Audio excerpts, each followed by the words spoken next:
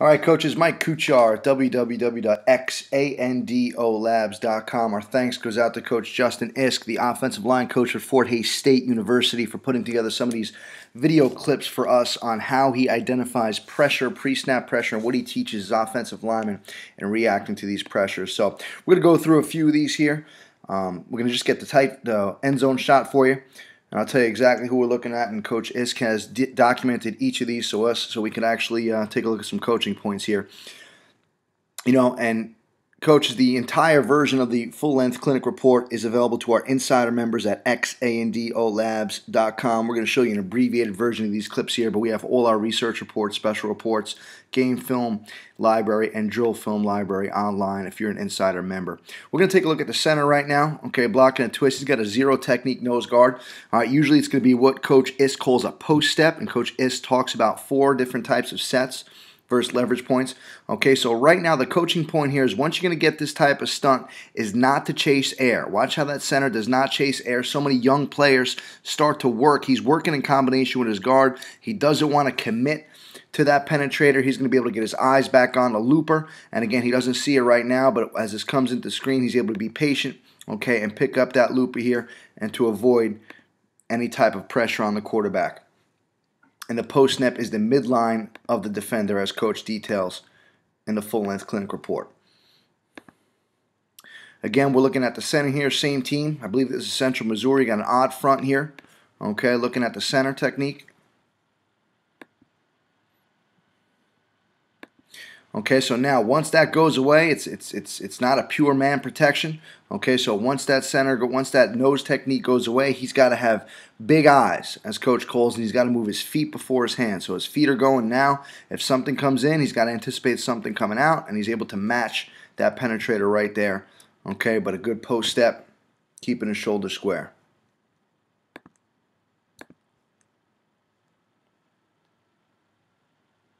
Okay, in this situation, we're going to take a look at the right guard right here.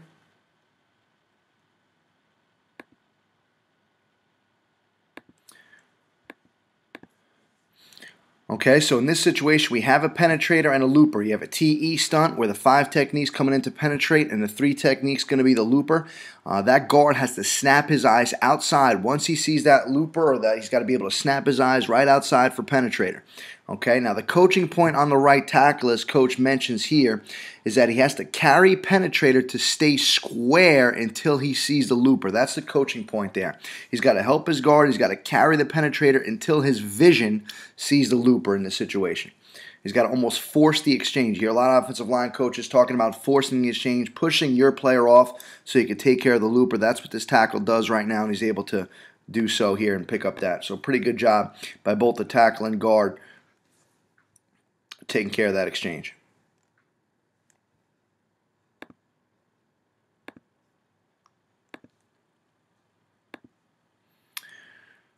Okay, we're taking a look at the center right here on an odd front.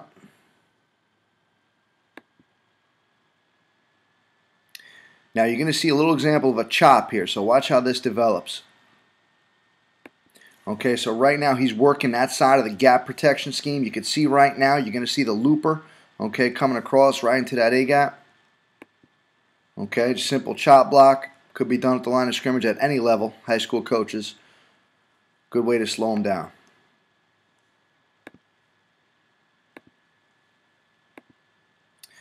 Okay, we're taking that look at the left guard and a left tackle here.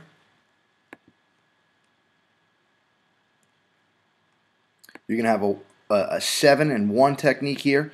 Okay, so 2 steps upfield by 99 here. Then he's going to work to be the looper. Here comes a penetration here. The key is staying on the same level. All right, you're going to see both guard and tackle stay on the same level. He's going to push him off. He's going to take the penetrator. Once he knows he's penetrating, he's going to take a good post step with that inside foot.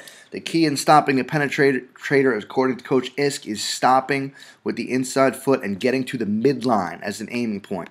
Okay, and a pretty good job right now by that player doing so.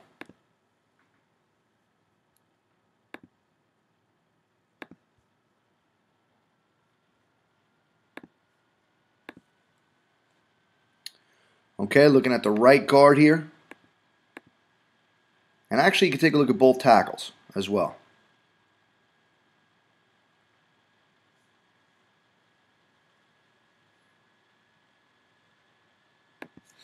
Okay, so here comes the penetrator. Okay, the guard sees it. They're working a gap protection scheme or man protection scheme to this side. The center sliding away. Okay, here comes the looper. Again, good penetration, good, patience by that tackle. He knows a looper's coming. You got a double looper to this side. So here comes again, tackle, helping him, pushing him off, pushing the penetrator off to the guard so he get his back eyes on the looper. Get his eyes back on the looper. Quarterback actually able to tuck and run here. Some practice cuts.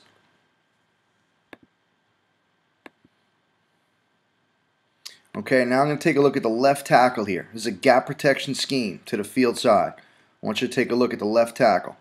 Okay, right now he's setting out into that C gap. Okay, guard's going to have the B gap, center's going to have the A gap, working gap protection to the field. Okay, now this is a problem that you have, and it's something that you have to get coached up on. Once that tackle starts to see that penetrator, now he has to, that's a B gap penetrator, he's got to work to push him off to the guard and get back outside to the looper. He does not do that, and you have a looper running free, able to get his hands up, possibly deter the pass.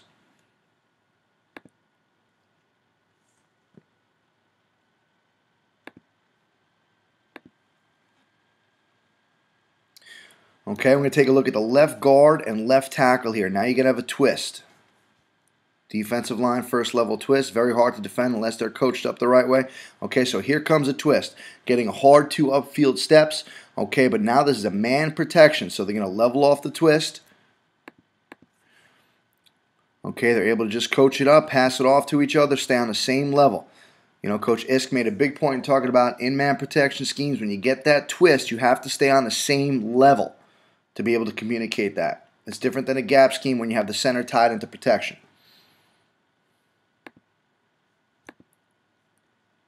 Get to the end zone shot. Okay, we're looking at the right side here.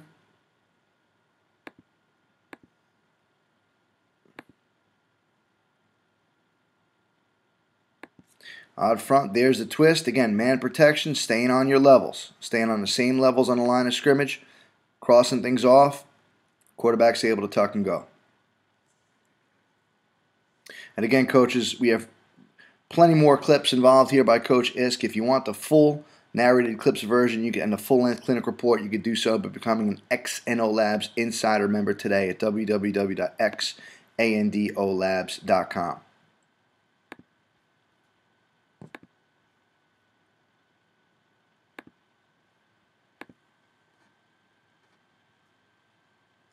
Okay, we're going to take a look at the left guard here in this situation. Now, this is what Coach Isk talks about, finding work.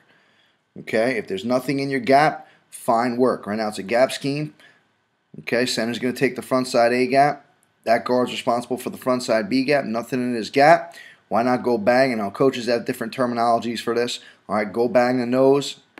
Go help out on the nose. And that's a kill shot. Hate to use a derogatory term like that, but a lot of coaches call it a kill shot when you just find the work, and look what that does for you. And we've seen already 4 examples where Fort Hays State was able to tuck in and go with their quarterback because of pretty solid protection. All right, now we're going to see an example of poor feet before hands. So we're going to look at the right guard in this scenario, number 60 right here. And again, just like tackling, just like a lot of fundamentals of football, he has a 2-eye right here. You want to be able to move your feet before your hands. We have a 2-eye and a 5. Okay, so right now he's got to be able to push him off a little too much there. Okay, he's in man protection scheme. Here comes a looper. He's got to be able to move his feet back in position to handle the looper. He's a little slow in doing that. It's got to be feet before hands. Eventually he's able to get enough of a piece of that player for the quarterback to see the seam in the A gap, but it's got to happen quicker.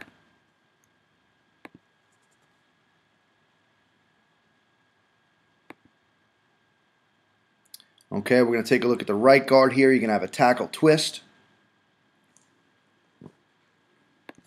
Again, right guard over here.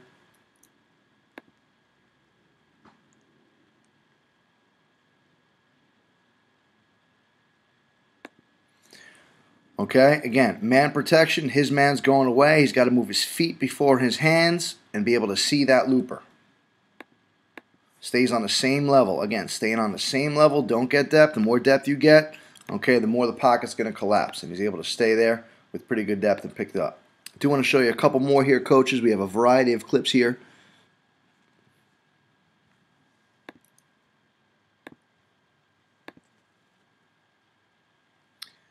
Okay, patience again by the left guard. Okay, again, we have a hard charging. The center's blocking back into that gap. The center doesn't have an A gap to work through. It's gap protection, so he's going to stay on that nose. Now again, go find work. Don't chase air from that guard. So now he's going to pull, and here comes a looper. That's a great job of pushing the penetrator off to the looper. Okay, he's able not to chase air, be able to pick up that looper. Pretty good protection here. Show you one more.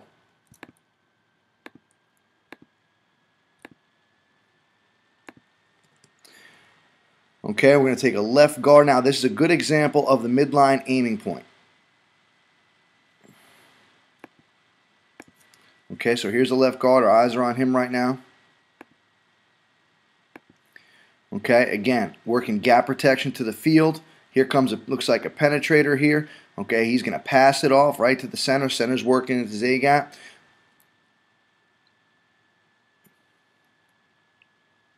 Actually, coaches, we're gonna take a look at the other guard. It is a good technique by passing that off to the gap side, but I'm going to look at the man side of the protection here for this one. Okay. Again, midline aiming point. That's what you want. Good post step, and coach details the 4 types of leverage points he uses with the 4 types of techniques. But inside post step, midline technique, and man protection. Pretty good job tying that defender up. See if there's one more on here that might be useful to us.